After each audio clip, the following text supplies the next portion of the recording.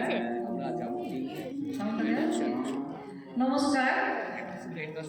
আজ দেখতে দেখতে অনেকটা রাত্রি হয়ে গেছে। আজকে যে শ্রুতি নাটকটা শোনাবো সেটা আমাদের দেশে আমরা প্রায়ই দেখি, অনেক সন্তানকে হারাচ্ছে অনেক মা, সেই সন্তানেরা শহীদ হচ্ছে।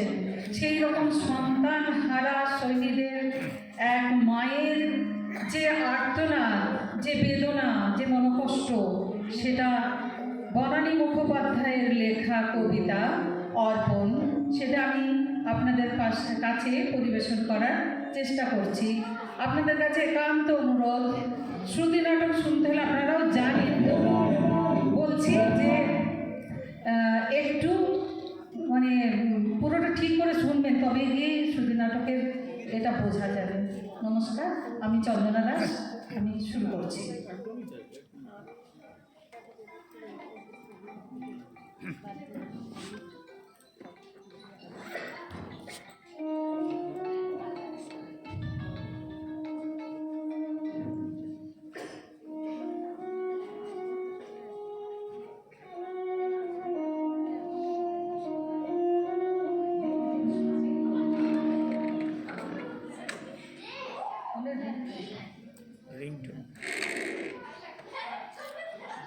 এই আস্তে আস্তে আস্তে আস্তে আস্তে কে কথা বলছো?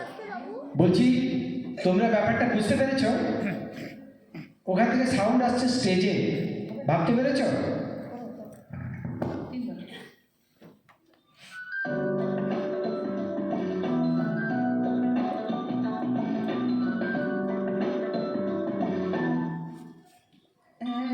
হ্যালো,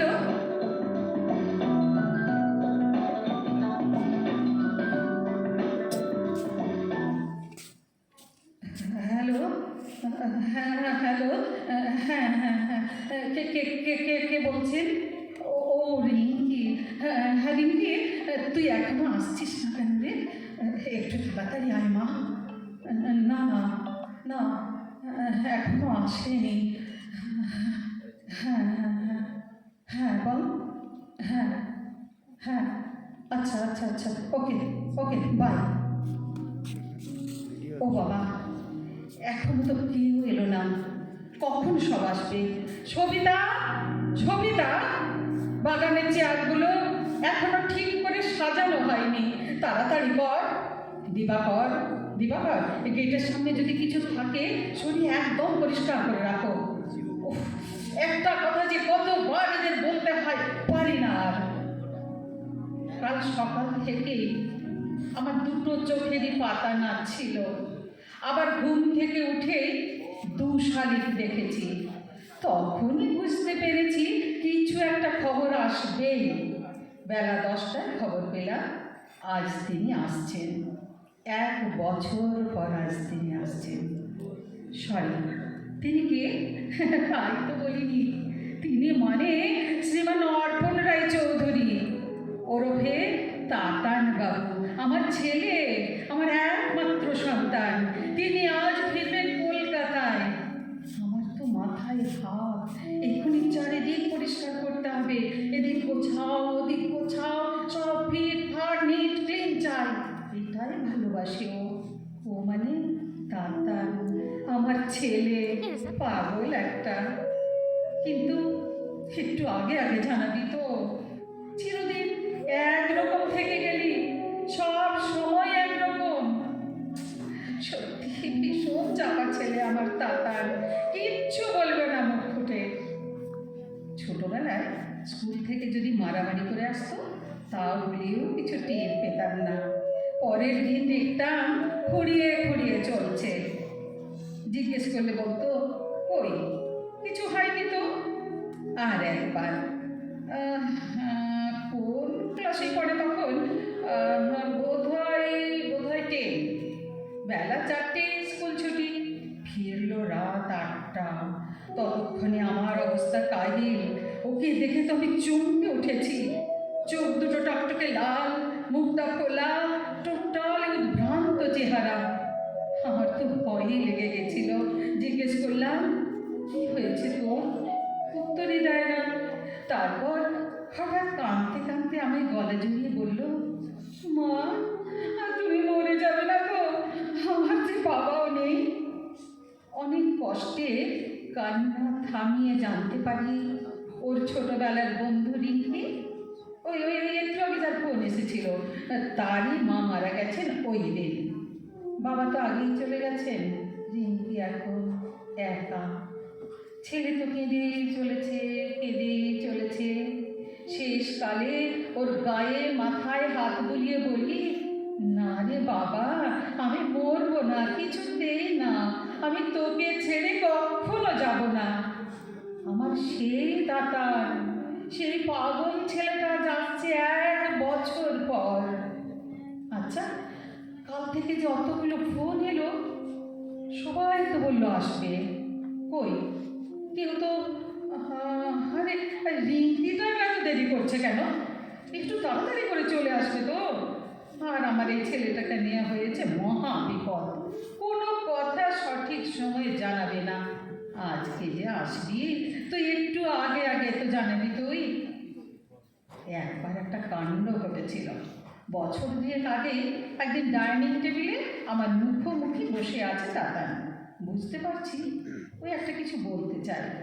একবার আর চোখে দেখছে আমাকে, আর একবার মুখ নামিয়ে খাচ্ছে, আবার দেখছে। বললাম, নামটা বলতে সাহস হচ্ছে না দাদা? ও চমকে উঠে আমার দিকে তাকালো, তারপরে খুব লজ্জা পেয়ে মুখটা নামিয়ে নিল। আমি উঠে গিয়ে ওর কাঁধে হাত রেখে বললাম, রিঙ্কির কাকা কাকিমাকে বলবি আমার কাছে আসতে। ও হাঁ করে আমার মুখের দিকে তাকিয়েছিল। আমি ধমক দিয়ে বলি, আরে আমি তো ছেলের মা, আমি যাবো নাকি ওদের বাড়ি? বলা মাত্রই দুত্তার করে ছুটে পালিয়ে গেল আমার সামনে থেকে। পালালে কি হবে? আমি তো সব জানি। আমি তো জানি যে রিঙ্কি আসবে এই বাড়ির বউ হয়ে। আমি তো ভীষণ ভালোবাসি ওকে। তাতান রে, তুই মুখ ফুটে আমায় বলবি, তবে আমি বুঝবো আমি তোর মা না। কিন্তু এত কথা বলবো কাকে? সে তো পালিয়েছে আমার সামনে থেকে, একেবারে নিজের ঘরে দরজা বন্ধ। এই রকম চাপা ছেলে আমার তাতান, এতটাই চাপা যে আজ আসবার কথাটাও আগে জানায়নি। শুধু একদিন, যেদিন ও ডিসিশন নিয়েছিল, যেদিন ও মনে মনে প্রিপেয়ার্ড হয়েছিল, সেই দিন, সেই প্রথমবার মুখ ফুটে বলেছিল ওর মনের কথা। আমি ছিলাম ঠাকুর ঘরে, আরতি করছিলাম। হঠাৎ মনে হলো পেছনে কেউ দাঁড়িয়ে আছে। ঘাড় ঘুরিয়ে দেখি স্বয়ং তাতান বাবু। জুতোটা খুলে আস্তে আস্তে এসে আমার পাশে বসে পড়ল চুপটি করে। আমি আরতি সেরে প্রণাম করে উঠেই দেখি অবাক কাণ্ড, শ্রীমান তাতান চোখ বুজে 2 হাত জোর করে ঠাকুরের সামনে বসে আছেন। বুঝলাম নিশ্চয়ই কোনো গুরুতর ব্যাপার, তা না হলে শ্রীমান অর্পণ রায়চৌধুরী তো সচরাচর ঠাকুর ঘরে ঢোকেন না। শুধু উনি কেন, ওনার বাবাও তাই ছিলেন, ঠাকুর ঘরের ধারে কাছেও আসতেন না কোনোদিন। দুর্গাপূজার সময় ঠাকুর দেখতে গিয়ে যদি বলতাম, হ্যাঁ গো একটু হাত জোড় করে নমস্কারটা করো, তক্ষুনি একটু হেসে চোখটা বন্ধ করে সেরে ফেলতেন প্রণাম। তা ওই বাবার ছেলে তো, তিনিও তাই। ঠাকুর প্রণাম করাটা জানে এক ঝকমারের ব্যাপার। তা সেই তাতান বাবু যখন স্বইচ্ছায় ঠাকুর ঘরে এসেছেন, হাত জোর করে চোখ বুজে বসেও আছেন, তখন সেটা চিন্তার ব্যাপার তো বটেই। আমি কিছু জিজ্ঞেস করবার আগেই শুনলাম সেই অবিশ্বাস্য কথা, মা আমি এয়ারফোর্সে জয়েন করছি পরশু। উঠতে গিয়েও বসে পড়লাম আমি। কিছু বোঝবার আগেই বলল, তুমি তো কখনো আমাকে না বলনি মা, এখনো বলো না, প্লিজ প্লিজ মা। না, আমি না বলিনি। আমি যে ভালো মা, ভীষণ ভালো মা, বেস্ট মা, স্মার্টেস্ট মা, আমার তো না বলা সাজে না, তাই আমার না বলা হলো না। ওরা 4 বন্ধু একসঙ্গে ট্রেনিংয়ে চলে গেল, আমি একা হয়ে গেলাম, কমপ্লিটলি একা। অবশ্য রিঙ্কি মাঝে মাঝে এসে থাকে আমার কাছে, ওদের বিয়ে তো ঠিকই হয়ে আছে, শুধু বরেরই সময় হচ্ছে না। উনি তো রেডি। আচ্ছা, ফোনটা কি বাজলো? বাজেনি তাই? আসলে কালকে ওর আসার খবরটা ফোনে পাওয়ার পর থেকে সারাক্ষণই মনে হচ্ছে যেন ফোনটা বাজছে। কতবার যে সে রিসিভার তুললাম, কিন্তু না, সেখানে শুধুই ডায়াল টোন। তবুও ওই ডায়াল টোনের মধ্যে থেকেই শুনতে পাচ্ছি কে যেন বলেই চলেছে, we are coming madam, we are coming along with lieutenant Arpan Roy Chowdhury, please madam get yourself ready. Yes, আমি তো রেডি আছি, আই এম রেডি। আমার দাদাকে রিসিভ করবার জন্য আমি সব সময় রেডি, অলওয়েজ রেডি। একটা গাড়ির শব্দ হলো কি, ওরা এলে তো বাগানেই বসবে।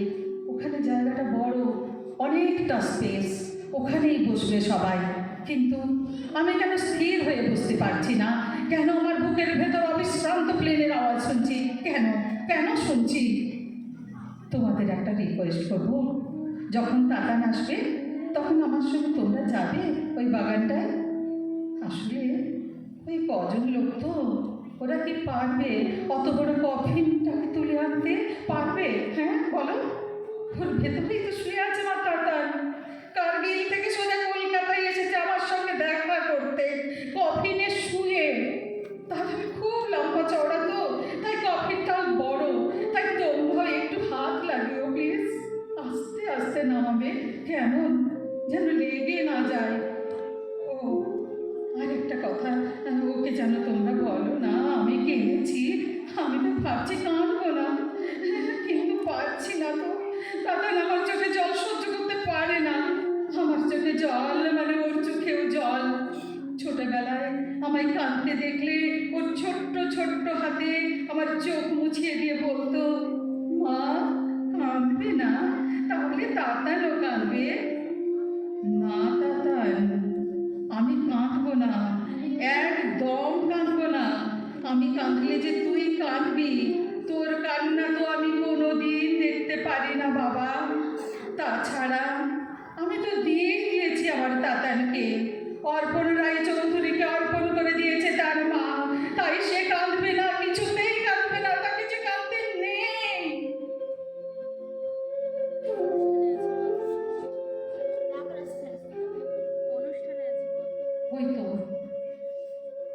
ওই তো গাড়ির শব্দ, এসে গেছে ওরা। এবার আমি দেখবো ওকে, দেখবো আমার তাতান বাবুকে 1 বছর পর। আমি কিন্তু কথা রেখেছি তাতান, আমি তোকে